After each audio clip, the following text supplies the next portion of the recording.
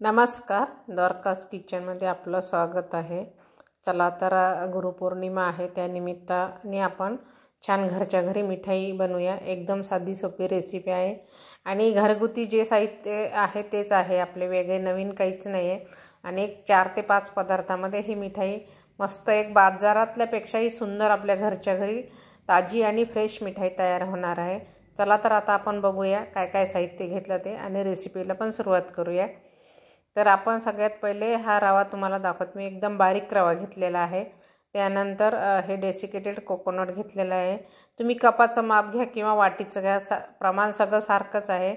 1 वाटी साखर घेतली, 1 वाटी दूध घेतलं, अर्धी वाटी एव्हरीडेचं मिल्क पावडर घेतलेला आहे आणि अर्धी वाटी तूप। तुपाचा वापर तुम्ही कमी जास्तही करू शकता आणि गोड तुम्ही तुमच्या आवडीनुसार कमी जास्त करू शकता।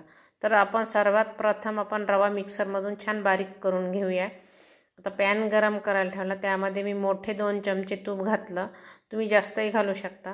त्यानंतर मी जो मिक्सरमधून रवा बारीक करून घेतला तो घातला, छान मिक्स करून घ्यायचं व्यवस्थित आणि गॅस मंदच ठेवायचा आपल्याला।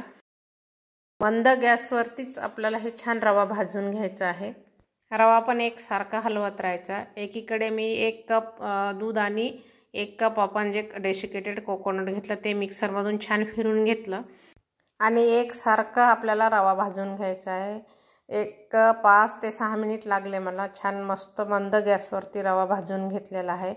1 वाटी साखर घातली, ती पण छान मिक्स करून घेतली, थोडीशी विलायची पावडर घातली आहे। त्यानंतर आपण जे मिक्सरमधून मिश्रण तयार करून घेतलं तो दूध आणि खोबऱ्याचं ते घातलं। आता हे छान आपण परतून घ्यायचं, म्हणजे छान एकजीव करायचं।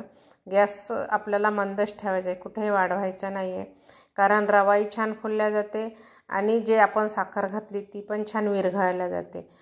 छान घट्ट गोळा होईपर्यंत आपल्याला हे छान मंद गॅसवरती परतून घ्यायचं। तुम्ही अधूनमधून 1-1, 2-2 चमचे तूप घातलं तरीसुद्धा चालते, कारण नंतर आपल्याला हाताला चिटकणार नाही आणि पेढासुद्धा छान मऊ लुसलुशीत असा आपला पेढा तयार होतो। बघू शकता छान मिश्रण तयार झालं आणि पॅनला पण सोडायला लागलेलं आहे। तर आता आपण एका प्लेटमध्ये काढून घेऊया आणि छान थंड करून घेऊया। खालीवर करत आपण हे थोडंसं थंड करायचं, खूप थंड नाही करायचं आहे आपल्याला। त्यानंतर आपण जे मिल्क पावडर ठेवलं ते घालूया, तुम्ही शेवटी विलायची पावडर घातली तरीसुद्धा चालते। आता हे आपण छान मिक्स करून घ्यायचं, एकजीव करून घ्यायचं। हाताला थोडंसं तूप लावून घ्यायचं, म्हणजे जास्त चिटकणार नाही। आता मी दुसऱ्या प्लेटमध्ये ते मिश्रण काढून घेणार आहे।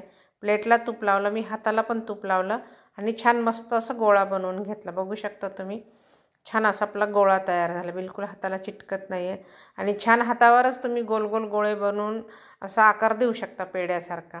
मस्त कलरही छान आला आणि पेढेसुद्धा छान झालेत गोल गोल आपले। बघू शकता, तुम्हाला डिझाईनचे सुद्धा कसे पेढे बनवायचे ते सुद्धा दाखवते मी। आणि ही मिठाई इतकी सुंदर चवीला सुद्धा आणि टिकायला सुद्धा 2-3 दिवस टिकते, कारण याच्यामध्ये आपण दूध वापरलेलं आहे। तुम्ही फ्रीजमध्ये ठेवली तरी जास्त दिवस टिकू शकते किंवा वरती ठेवली तरी 1-2-3 दिवस छान टिकते। तुम्ही तुमच्या आवडीनुसार मिठाई बनवू शकता, असं गोल पण बनवू शकता किंवा आजकाल हे जे पेढे बनवायचे जे साचे मिळतात त्या साच्यामध्ये सुद्धा तुम्ही करू शकता। तर मी तुम्हाला साच्यामध्ये कसं बनवायचं ते सुद्धा दाखवते। तर पहिले आपण छोटे छोटे गोळे करून घेऊया। 4 प्रकारचं डिझाईन आहे, तुम्हाला दाखवते मी ते साचा कसा आहे तो। तर हा साचा आहे, एकदम साधाच आहे, सिंपल, आणि तुम्हाला हे कुठल्याही भांड्याच्या दुकानात मिळून जाईल, कारण हे माझा खूप जुना साचा आहे। आणि वेगळे जसं मिठाईच्या दुकानामध्ये किती छान डिझाईनचं आपल्याला पेढे मिळतात, त्याप्रमाणे आपण असं वेगवेगळ्या डिझाईनचे हे तुम्ही पेढे बनवू शकता। आणि हे साच्याला 4 प्रकारचे डिझाईनचे ते मोड आहे किंवा तुम्ही प्लेटा पण म्हणू शकता। तर तुम्हाला दाखवते मी। एक छोटा गोळा मी त्याच्यामध्ये टाकला आणि प्रेस करून घेतला। आधीच आपण प्लेटला साखर लावून घेतली, त्याच्यामुळे ते प्लेटला चिटकणार नाही आणि हलक्या हाताने आपल्याला प्रेस करायचं आहे। आणि 4 प्रकारचं डिझाईन आहे, तुम्ही तुमच्या आवडीनुसार कुठलंही डिझाईन वापरू शकता। तर या प्रकारे तुम्ही असे पेढे छान, याला गणपती किंवा महालक्ष्मी, आता श्रावण महिना सुरू होत आहे, या निमित्ताने तुम्ही अशा वेगवेगळ्या डिझाईनच्या किंवा गोल आकाराच्या मिठाई बनवू शकता, पेढे बनवू शकता किंवा अजून तुमच्या आवडीनुसार कुठलाही मिठाईचा पदार्थ बनवू शकता। तर अति सुंदर असे आपले मऊ लुसलुशीत आणि तोंडात विरघळणारी ही मिठाई तयार झाली। तुम्ही नक्की या पद्धतीने करून बघा। गुरुपौर्णिमा विशेष आपली ही मिठाई घरच्या घरी तयार। प्लीज लाईक करा, शेअर करा. ज्यांनी सबस्क्राईब केलं नाही त्यांनी सबस्क्राईब करा आणि मिठाई आवडल्यास कमेंट नक्की करा. धन्यवाद.